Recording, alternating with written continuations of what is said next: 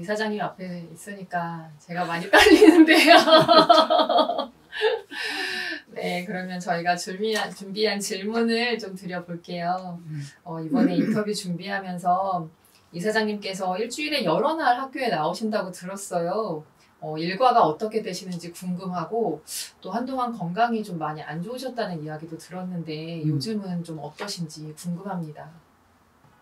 일주일에 이틀만 나와요. 수요일과 금요일. 그때는 수업이 없는 날이에요. 와서 내가 나를 만나고 싶은 많은 내담자들 그때 만나고 있어요. 그리고 건강은 참 감사한 건 난 자랄 때 30살 되기 전에 죽는다고. 몸이 너무 약해서. 근데 30살, 40살 가고 40살, 10살 가고 지금 80대 중반이 됐어. 지금까지 살아있는 것 보면 기적이고 감사한 일이고. 근데 앞으로 얼마나 더 살지 모르겠어. 난 신통한 것은 어떻게 심장이 하나님께서 한 번 만들었는데 심장이 85년 동안 쉬지 않고 뛰란 말이야. 그것도 신통해. 모든 것이 감사해. 감사합니다. 그리고 이사장님께서 처음에는 신학을 공부하셨잖아요. 그리고 나서 이제 상담을 공부하셨는데 그렇게 전환하시게 된 어떤 계기가 있으신지 네, 궁금합니다. 옛날 한국에서 신학을 할 때는 상담이라는 게 없었어요. 한국 사회에. 근데 미국을 가니까 학교 커리큘럼에 절반이 상담이야. 근데 그래도 그것이 나한테는 큰 문제가, 큰 관심거리가 아니었는데, 내가 미국 갈 때부터서, 한국에서부터서 대인관계가 나는 안 좋았어요.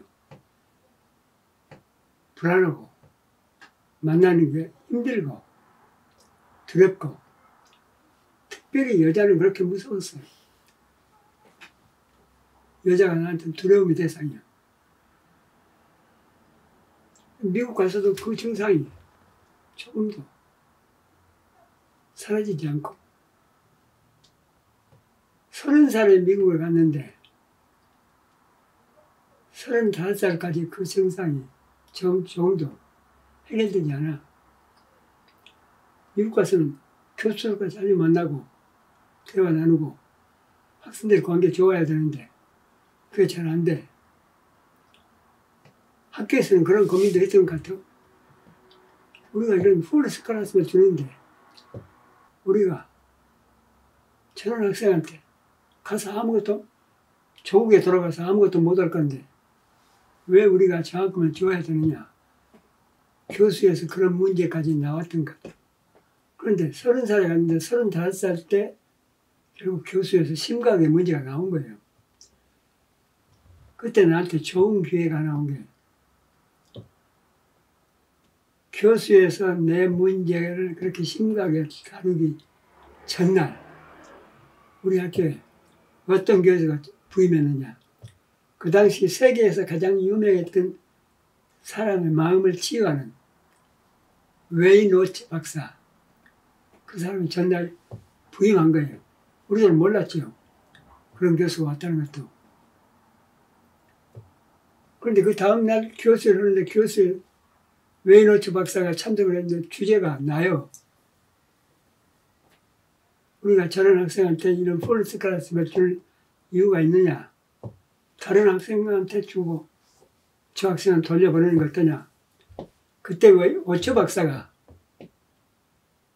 그 학생이 누구요? 그랬더니 교수가 5년 전에 우리가 받은 학생인데 크게 소망이 안 보입니다. 그래서 이런 문제를 지금 토론하고 있는 겁니다. 오처 박사가 그럼 오늘 오후에 내가 정택이라는 학생을 만나보고 그 다음에 결정을 하면 어떻습니까? 좋다고.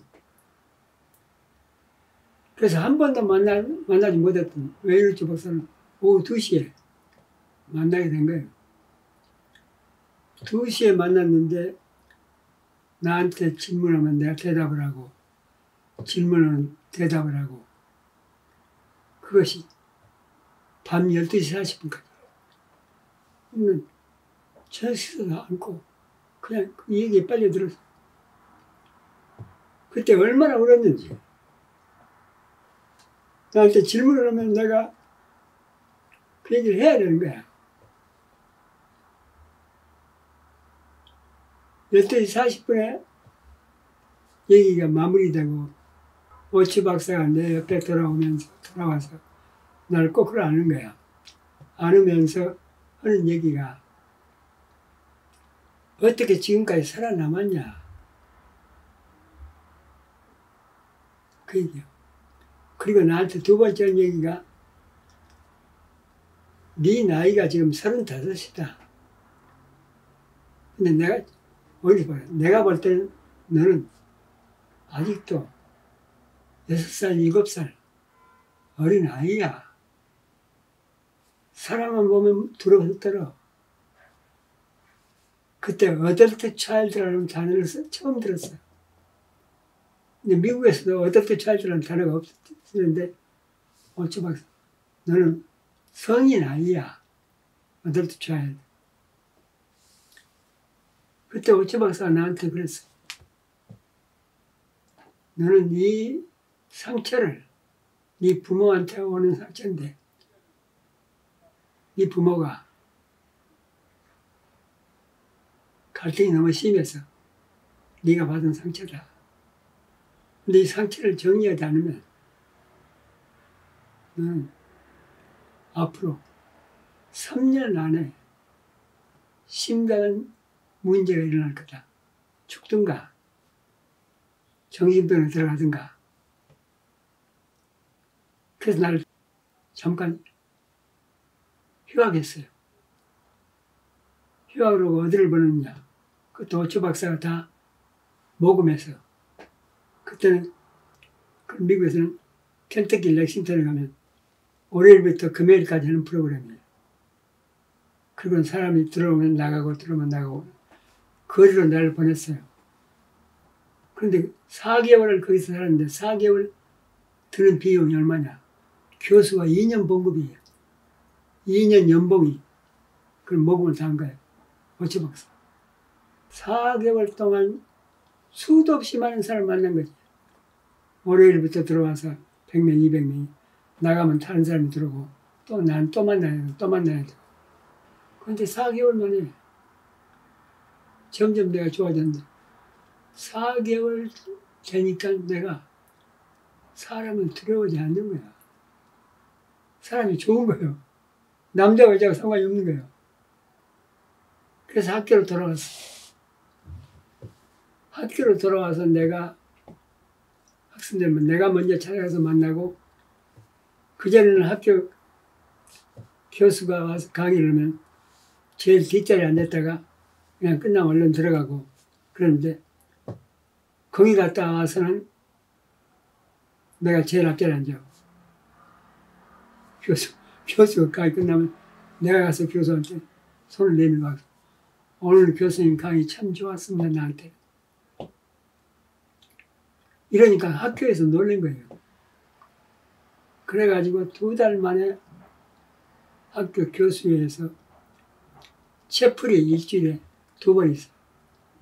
2번 있는데 채플이면 한 800명 학생이 모여요. 내가 어떻게 내 문제가 이랬는데 거기 갔다 와서 나는 어떻게 달라졌냐는 얘기를 하는 거야. 그 800명 가운데 많이 울었어요, 학생들이.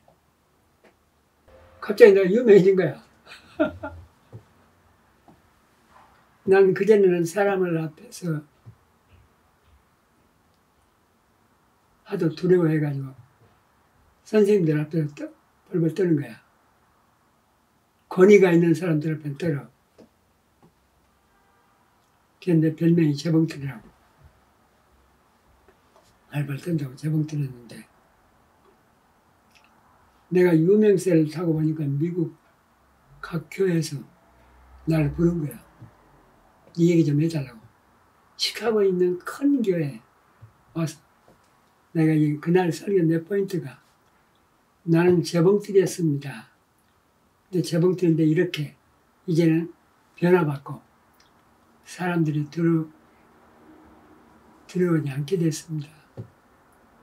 그 얘기를 하게 됐더니 끝나고 난 다음에 목사님이 와서 교인들 옆에 정택이는 마음이 치유받기 전에는 재봉틀이었답니다. 근데 이제는 정택이가 무대 체질로 바뀌어졌습니다. 그때 그 미국 목사 나한테 무대 체질이라는 별명이 뭐예요. 지금도 나는 무대 체질이요. 한국에 와서 많이 전국을 돌아다니면서 강의를 했는데 어쩔 때는 10,000명도 모였어요. 그러면 나는 더 신나. 결국 내가 그렇게 바꿔주고 보니까 내가 전공을 이렇게 하게 된 거죠. 나는 한국에 와서 꼭 이 운동을 벌려야 되리라.